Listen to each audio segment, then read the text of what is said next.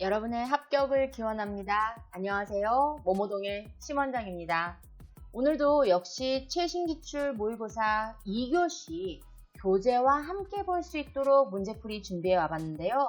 여러분들께서 문제를 보시면서 우리 교재에서는 뭐가 나왔지? 두 가지를 연결해 볼 수 있도록 만들어둔 문제풀이니까요.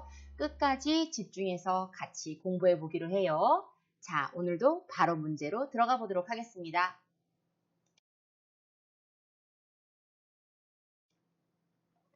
1번 영양 부족의 위험 요인에 해당하는 것은 1. 상처 회복 2. 너무 적은 식사량 3. 마르고 약해 보임 4. 배변 양상 변화 5. 피로. 자, 여기서 위험 요인에 해당하는 것이 뭘까요? 정답은요?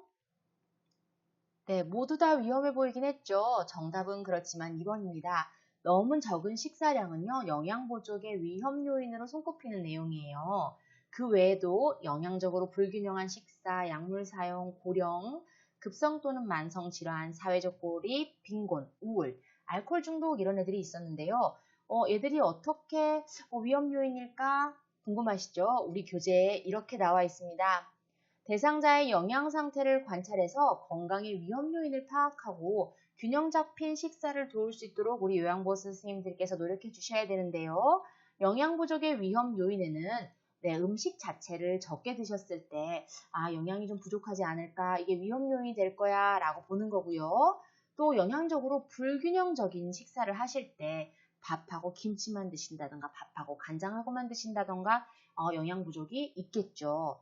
약물을 사용한다거나 너무 나이가 이제 많으셔서 영양을 제대로 흡수하지 못할 때도 문제가 있을 수 있고요. 급성질환이나 만성질환 때문에 입맛이 떨어지거나 이런 경우 혹은 질환들 때문에 식사를 제대로 못하실 때 역시 영양 부족의 위험이 있습니다. 사회적 고립감, 또 그리고 빈곤, 우울 이런 것들로 인해서요. 단순히 우리는 이런 신체적인 문제뿐만이 아니라 정서적인 부분에 있어서도 경제적인 부분에 있어서도 심리적인 부분에 있어서도 영양 부족의 위험 요인에 들어갈 수 있다라는 것도 기억하시고요. 그리고 알코올 중독, 인지장애, 내가 밥을 먹어야 되는지 안 먹어야 되는지 자체도 판단하지 못하거나 파악하고 있더라도 알코올만 섭취하신다거나 이럴 때 또 영양 부족의 위험이 있겠죠. 식욕부진, 우리 암 환자 어르신들이 좀 이렇게 식욕부진이 많으세요. 그래서 식사를 하실 수 있다면 자주 드시게끔 하잖아요, 우리가. 그런 것처럼 이 영양 부족의 위험 요인에 식욕부진도 들어갑니다. 자, 오심, 속이 미식미식거리고 토할 것 같은 증상, 우리 오심이라고 하죠. 당연히 토를 하는 증상이 자꾸 반복되고 나오면은 제대로 된 영양이 흡수되기가 어렵겠죠. 자, 그리고 연하곤란 증상, 내가 뭔가를 삼켰는데 잘 넘어가지 않았을 때 먹고 싶지 않다는 생각이 들 수도 있고 음식을 자꾸 거부하게 될 수도 있겠죠. 그러면서 오는 또 영양 부족 상태가 있을 수 있겠죠.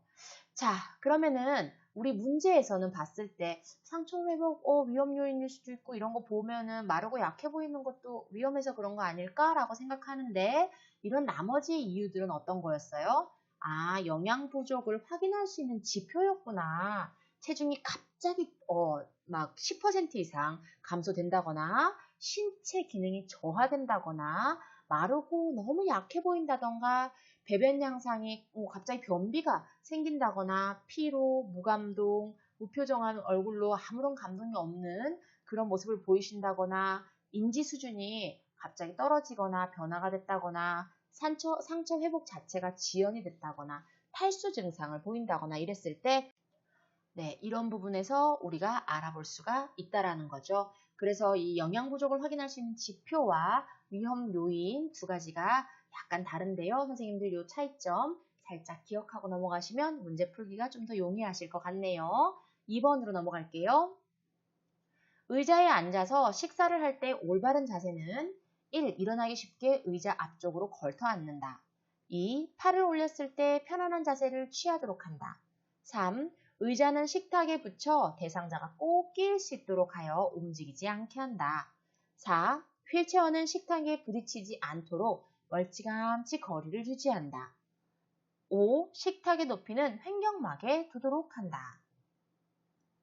자, 식사를 할 때 올바른 자세에 대해서 물어보고 있습니다. 정답은요? 네, 정답은 2번이에요. 팔을 올렸을 때 편안한 자세를 취하라고 하죠. 편안한 자세를 취하라고 했다면 꼭 낄 수 있어서 움직이지 않게 하는 게 안 맞겠죠. 의자는 걸터 앉는 게 아니라 깊숙이 앉는 거죠. 식탁에 부딪히지 않도록 멀찌감치 놔두면 어떻게 식사를 편안하게 하시겠어요. 그러니까 맞지 않겠죠. 횡격막에 두도록 하는 것이 아니라 우리 사진을 보면서 볼까요? 어디다 뒀죠? 네, 배꼽 높이가 가장 적당해요. 배꼽 높이. 자, 보실게요. 올바른 식사 자세를 유지하기 위해서 우리는 식탁의 높이는 대상자의 의자에 앉았을 때 식탁의 윗부분이 대상자의 배꼽에 오는 게 좋대요. 의자를 앉을 때는 깊숙이 앉아야 안전하게 앉으실 수가 있겠죠. 발바닥은 바닥에 닿게 하는 거예요. 팔받침이라든지 등받이가 있는 의자를 사용해야 돼요. 그 이유는 안전하고 어르신들은 이 균형 감각이 떨어지기 때문에 좌우 균형에 이 팔받침이 도움을 줘요. 안전하게 식사를 할 수 있다는 거죠. 안전, 이 부분이 굉장히 중요하기 때문에 강조 또 강조하는 겁니다. 발바닥이 닿고 팔걸이가 있고 이런 부분, 등받이가 있고 이런 부분들이 굉장히 어르신들 안전에 밀접하게 영향을 미친다는 거예요. 앉은 자세 볼게요. 같은 말이죠. 의자에 깊숙이 앉고 팔꿈치를 올릴 수 있도록 의자를 충분히 당겨줘서 자연스럽게 식사를 하게 하는 거예요. 휠체어에 앉을 때도 역시나 같습니다. 휠체어를 식탁 가까이 붙이고 팔을 올렸을 때 편안한 자세를 취할 수 있도록 해줘야 된다는 거죠. 우리 문제에서 보셨을 때 멀찌감치 허리를 두는 거 옳지 않은 말이었죠. 자, 편안하게 자세를 취하게 해주고 팔을 가까이 올렸을 때 편안하게 만들어 주셔야 됩니다. 자, 그래서요, 선생님들이 어르신들 가정에 가보시면요, 목욕의자라든지 이런 거를 사용하실 때 그냥 기존에 집에 있던 동그란 의자 이런 것들을 사용하는 경우들이 많이 있어요. 팔걸이라든지 등받이가 없는 제품들. 그러면 어르신들 목욕을 도와드릴 때 위험한 상황에 노출될 가능성이 굉장히 높아요. 그래서 복지용구 중에 우리 장교양급여에는 복지용구 중에 목욕의자가 있으니까요. 잊지 마시고 선생님들이 그런 걸 구매하실 수 있도록 정보를 드리는 것도 방법입니다. 자, 그 외에 침대에 걸쳐 앉은 자세는 어떻게 앉을까? 침대에 걸쳐 앉은 자세는요. 대상자가 사실상 어느 정도 균형을 스스로 잡으실 수 있는 분들이에요. 이때 넘어지지만 않도록 왼쪽이나 오른쪽, 앞, 뒤에 쿠션을 대주면 도움이 되겠죠. 그 외에 침대를 사용해야 되는 분들은 이 머리 부분을 좀 올려주시면은 대상자가 식사를 하시기 좀 용이한데요. 침대에서 일어나거나 앉을 수 없는 경우 계시잖아요. 그럴 때는 침대를 이렇게 30에서 60도 정도 올려주셔가지고요. 머리를 약간 앞으로 숙이고 요거 중요하죠. 턱을 당기면요. 음식을 삼키기가 비교적 용이합니다. 그러면 마비가 있는 대상자들은 어떡하나? 편마비 대상자의 식사 자세는요. 건강한 쪽을 밑으로입니다. 어디가 밑으로요? 건강한 쪽을 밑으로 언제나 내가 편한 쪽으로 식사를 하실 수 있도록 도와주셔야 돼요. 그럼 오른손잡이는 오른쪽으로 이런 말 나올 수 있겠죠.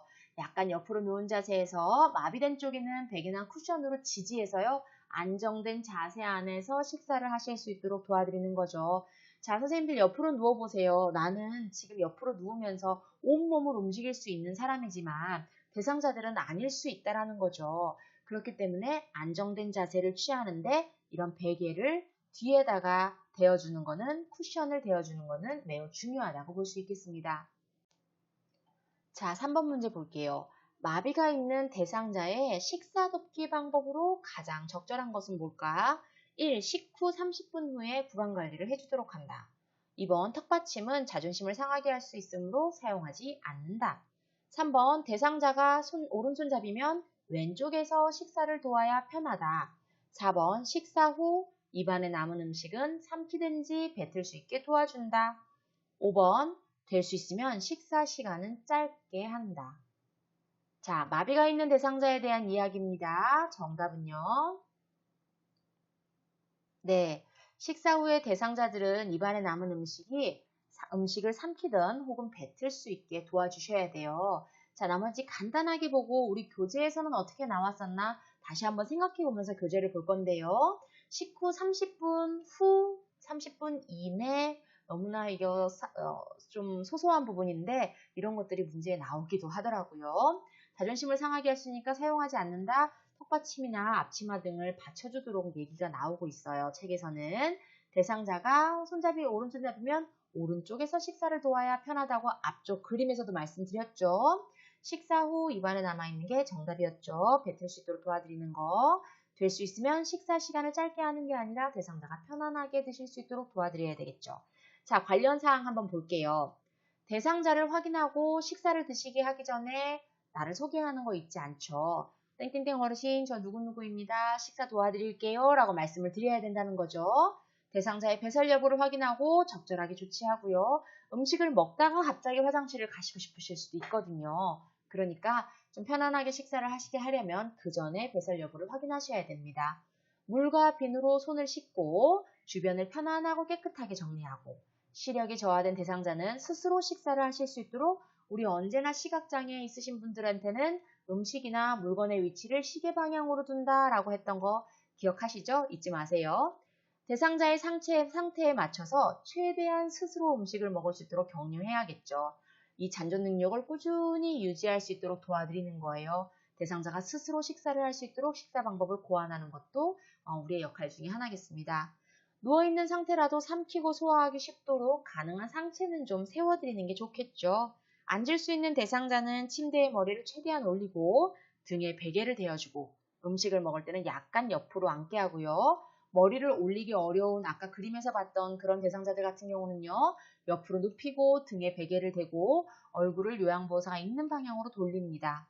옷과 침구가 더러워지지 않도록 앞치마나 턱바지를 대상자 턱 밑에 대어준다. 아까 문제에서 반대로 나왔던 부분 한 번 더 짚어 넘어가겠습니다. 자, 9번이죠. 음식물을 삼키기 쉽게 식사 전에 물 한 모금 마시게 합니다. 식사 전에 음식의 온도도 확인하는 게 우리의 역할이겠죠. 음식을 조금씩 제공하고 한 손에 받쳐서 대상자 입 가까이 가져가서 드리는 거예요. 숟가락 끝부분에 입술 옆에 대고 숟가락 손잡이를 머리 쪽으로 약간 올려서 음식을 이렇게 떠서 드실 수 있게끔 도와드리는 거죠. 음식물을 다 삼킨 것을 확인한 다음에 어떻게 해요? 음식물을 다시 넣어주셔야 돼요. 충분히 씹을 수 있도록 기다려야 되죠. 빨리 드시게 하는 거 아니죠? 그리고 그 속도에 맞춰서 음식을 드려야 되고 식사를 할 때는 천천히 식사에 집중하실 수 있도록 조용한 환경을 만들고 큰 소리로 이야기하지 않습니다. 살에 들릴 수 있으니까요. 주의 깊게 관찰하셔야 돼요. 특히나 편마비가 있는 대상자는요. 음식을 삼키기 어려워하니까요. 식사하시는 동안 주의 깊게 보셔야 됩니다. 빨대를 사용해야 될 때가 있죠. 빨대를 사용할 때는 손가락 사이에 빨대를 고정한 다음에 대상자 입에 물리죠. 그때 국물을 빨아 마실 수 있는 용기에 옮겨 놓거나 혹은 이 좀 구부러지는 여러분들 이렇게 구부러지는 빨대 보신 적 있으시죠? 수업 때? 네, 구부러지는 굵은 빨대를 이용하셔서 스스로 마시게 하는 게 도움이 됩니다. 입가에 묻은 음식물은 닦아주고요. 특히나 마비가 오면요. 오른쪽이든 왼쪽이든 한쪽으로 계속 음식을 흘리게 돼 있어요. 그러니까 그 흐르는 거, 입가에 흐르는 음식물은 자연스럽게 닦아주세요. 이걸 왜 흘리고 그러세요? 라고 말씀하시고 하시면 안 되겠죠. 식사를 마치면 그릇과 턱받이는 치웁니다. 얼굴에 마비가 있는 대상자 어떻게 해요? 식사 후에 음식이 남아있어도 이를 잘 알지 못해요. 내가 여기에 지금 뭐가 끼어있나 안 끼어있나 내 잇몸 사이와 이 사이에 뭐가 있나 이런 부분을 잘 파악하지 못하시는 거죠. 그러니까 남은 음식은 삼키게 하시던지 뱉을 수 있게 확인하시면서 도와주시는 게 필요합니다.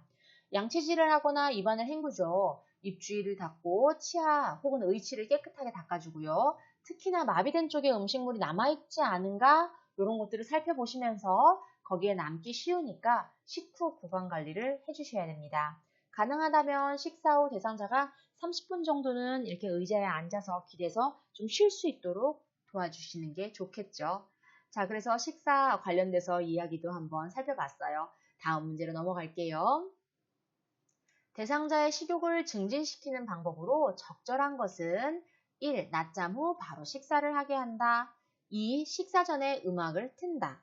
3. 식사 전에 화장실을 다녀온다. 4. 식사 전에 입안을 헹군다. 5. 식사 전에 몸을 움직이지 않도록 한다. 자, 식욕을 증진시킬 수 있는 방법 뭐가 있을까요? 정답은요. 네, 책에서 여러 번 팁으로 나왔던 파트예요. 식사 전 입안을 헹군다라고 나오죠. 식사 전 입안을 헹구는 것은 구강의 건조도 막고요. 타액 유액 분비를 촉진해서 식욕을 증진시킨다고 해요. 우리 교재에는 어떻게 나왔나 살펴볼게요. 우리 교재에는 입안 헹구기라고 해서요. 입안 헹구기는 식사 전과 후에 모두 할 수 있는데 식전에 만일 입안 헹구기를 사용하신다면 구강 건조를 막고 타액 유액 분비를 촉진해서 식욕을 증진시킨다. 앞에 설명드린 내용하고 동일하죠. 식후에 만일 입안 헹구기를 한다면요. 구강 내 음식물을 제거하니까 구강을 청결히 할 수 있고 또한 남아있는 음식물이 다 없어지니까 질식도 예방될 수 있겠죠. 또 우리는 이 입안 헹구기가 어디에 좋다고 설명드리냐면요. 살에 들리는 것을 예방한다고 얘기도 해요. 불쾌한 입맛을 완화하기 위해 식사하기 전에 입안으로 물을 헹구거나 그렇게 한다면은 요 위에 거랑 똑같은 얘기가 되겠죠? 네, 그리고 구강을 청결히 하는 데는 요 아래 거와 같은 얘기가 되겠죠. 그래서 요 위의 내용만 보셔도 여러분들이 충분히 입안 헹구기가 어디에 도움이 되는지 파악하실 수 있겠습니다. 자, 5번으로 넘어갈게요. 안약으로 투여할 때 약물을 떨어뜨리는 위치로 옳은 것은 좀 비교적 쉬운 문제예요. 눈의 측면에서 하부 결막낭 안쪽 3분의 1 부위, 눈의 측면에서 하부 결막낭 안쪽 3분의 1 부위, 눈의 측면에서 상부 결막낭 바깥쪽 3분의 1 부위, 눈의 측면에서 상부 결막낭 안쪽 3분의 1 부위, 눈의 측면에서 하부 결막낭 위쪽 3분의 1 부위. 자, 위쪽이냐 아래냐 하부냐 상부냐 이 차이죠. 그렇지만 그림을 생각하시면서 여러분들 생각하셔야 돼요. 정답은요. 네, 쉬웠어요. 아래쪽이었죠? 하부 결막낭 어디요? 바깥쪽 3분의 1 부위 그림 한번 보실게요. 책에 이런 그림 나왔던 거 기억하시죠? 자, 어떻게 해요? 하부 결막낭 3분의 1 부위. 그쵸? 이쪽으로 봤을 때 대략 제가 이제 색칠을 이제 좀 이런 식으로 옆으로 해서 그런데 이쪽으로 한 3분의 2, 이쪽으로 3분의 1. 얘를 세 동강 나눴을 때 대략 3분의 1 지점에다가 안약을 넣는다라고 보시면 되겠죠. 각막에 사실 눈에 직접적으로 이렇게 약을 넣는 게 아니라 다시 좀 지워서 설명드릴게요. 이렇게 직접적으로 눈에 넣는 게 아니라 얘들을 왜 여기 결막낭에 넣냐면요. 그 이유가 바로 밑에 나와 있죠. 결막에 점만 하면요. 점적기가 눈에 닿아서 오염되거나 눈을 다치게 할 위험이 줄어들기. 이 점적기가 눈에 직접적으로 여기에 닿아서 눈을 오염시키게 되거나 이 각막을 다치게 할 위험이 줄어들기 때문에 그래서 결막에 점안한다라고 얘기가 나와 있습니다. 자, 비루가 눌러주는 것도 안약을 넣을 때 잊지 말으셔야 될 그림이고요. 자, 6번 안약 문제 한 번만 더 볼게요. 안약을 투여하고자 할 때 방법으로 적절한 것은 약품의 유효기간을 확인하고 2. 눈을 닦을 때 눈 바깥쪽에서 안쪽으로 닦아주고 3. 투약 후는 코를 눌러줘서 코로 흘러가는 것을 막도록 하고 4. 안약 투여 시 대상자는 옆으로 눕도록 하고 5. 장갑을 사용하지 않도록 한다. 자, 여기 1번에서 5번까지 적절한 방법이 뭐였죠? 네, 적절한 방법은요. 안약의 약품의 유효기간을 확인하도록 한다 였죠. 네, 보세요. 눈을 닦을 때 눈 바깥에서 안쪽이 아니라 안쪽에서 바깥쪽으로 닦아주셔야 되고 자, 투약 후엔 코를 눌러서 코로 흘러가는 것을 막도록 하고 사실 이 글로만 보면은 틀린 것 같지 않지만 코를 누르는 게 아니라 비루관, 코, 눈물관이라고 하는 곳을 눌러주는 거죠. 근데 우리가 어떻게 생각해 보면은 코를 누른다라고 생각할 수도 있을 것 같아요. 그래서 요거는 조금 헷갈리게 할 수 있는 그런 문제겠네요. 안약 투여 시 대상자는 옆으로 눕도록 하는 거 아니죠. 그쵸? 이거는 우리 귀약 넣을 때였죠. 장갑을 사용하는 게 적절하죠. 자, 요거 관련해서 책 한번 내용 보면서 다시 한 번 더 정확하게 설명드릴게요. 물과 비누로 손 씻는 거 기본이죠. 약 겉면에 쓰인 대상자 이름, 약품 유효기간 우리 문제에 나왔던 거죠. 네, 확인해야 되죠. 점적 방울수도 당연히 확인해야겠죠. 내 마음대로 넣는 게 아니죠. 대상자에게 투약 절차 설명합니다. 앉거나 누워서 편안한 자세를 취하도록 도와드리고요. 약의 용량을 확인하고 오염되지 않도록 준비하고 깨끗한 장갑 착용합니다. 멸균수나 식리세균수의 적신 멸균솜으로 눈 안쪽에서 바깥쪽이죠. 바깥쪽에서 안쪽 아니라는 거. 자, 안약 투여 시 아래 눈꺼풀 밑에서 멸균솜이나 거즈를 대고 대상자를 천장을 보게 하고 대상자의 아랫 눈꺼풀을 아래로 부드럽게 잡아당겨서 결막낭을 노출시키죠. 아래쪽을 계속 얘기하고 있습니다. 하안검이라고 하죠. 중앙이나 외측에 2에서 1cm 높이에서 안약용액을 투여합니다. 점적이 끝난 다음엔 코라고 느낄 수도 있지만 비루간 코 눈물샘을 잠시 가볍게 눌러서 안약이 코 안으로 흘러가는 것을 막아주죠. 장갑을 벗고 물과 비누로 손을 씻습니다. 자, 이거는 안약을 넣는 방법인데요. 우리가 안약 중에서도 안연고도 있잖아요. 비슷한 방법이에요. 앞에 1번에서 6번까지는 안약하고 동일하고요. 안연고 같은 경우에는요. 안연고를 사용할 때는 처음 나오는 것은 거즈로 닦아버리죠. 그리고 역시나 똑같이 하안검을 당겨서 결막낭 위에 튜브를 놓고 안쪽에서 바깥쪽으로 안연고를 2cm 정도 짜서 넣습니다. 대상자에게 눈을 감고 안구를 움직이게끔 하죠. 튜브를 멸균수나 식리세균수에 적신 멸균솜으로 닫고 뚜껑을 닫아둡니다. 눈꺼풀 밖으로 나온 연고는요. 멸균 생리식염수에 적신 멸균솜으로 닦아내는 게 좋죠. 그 다음에 비닐 장갑을 벗고 물과 비누로 손을 씻습니다. 그래서 여러분들에게 두 가지 안연고 그리고 안약에 대한 얘기 다 보여드렸습니다. 언제나 눈을 닦을 때는 안쪽에서 바깥쪽으로 닦는다는 거, 약품은 유효기간을 꼭 확인한다는 거, 눈 아래쪽 결막낭 3분의 1 지점 바깥쪽으로 있는 3분의 1 지점에 약을 넣는다거나 점액을 하는 거, 그런 부분 여러분들이 잊지 마시고요. 쉬운 문제니까 이런 문제는 꼭 맞추시기 바랍니다. 자, 그래서 오늘 준비한 문제 모두 다 풀어보았고요. 여러분 너무너무 수고하셨고 저는 또 다음 시간에 더 자세하게 여러분들이 한 번에 문제를 풀면서 교과서까지 보실 수 있도록 그렇게 준비해 오겠습니다. 끝까지 들어주셔서 감사합니다. 수고하셨습니다.